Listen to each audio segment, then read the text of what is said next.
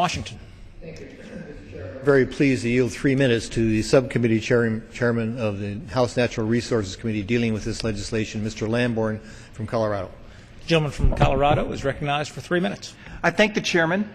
Mr. Chairman, I rise in strong support of H.R. 2824, the Preventing Government Waste and Protecting Coal Mining Jobs in America Act.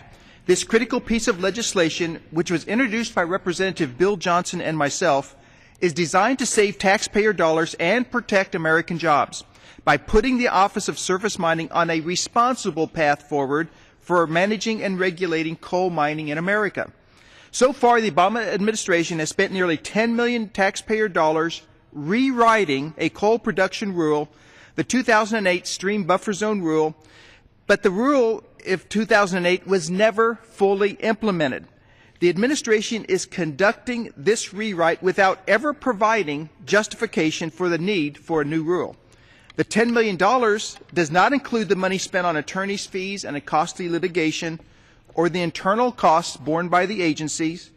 Even more critically, it does not include the cost to the families of the thousands of workers who have been displaced or seen work delayed by the regulatory inaction of the department.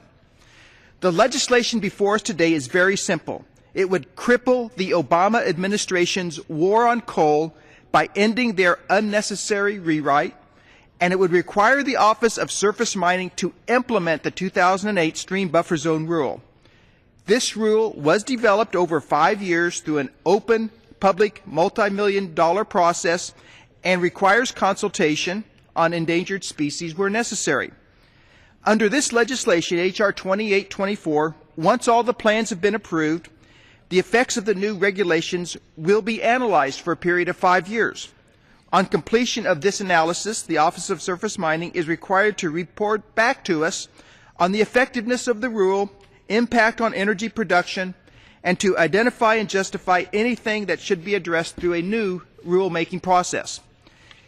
If the Obama administration had followed this process from the beginning, taxpayers would have $9 million more dollars, thousands of unemployed Americans would likely have jobs, and we would be far along in the process of understanding the impacts and environmental benefits of the 2008 rulemaking.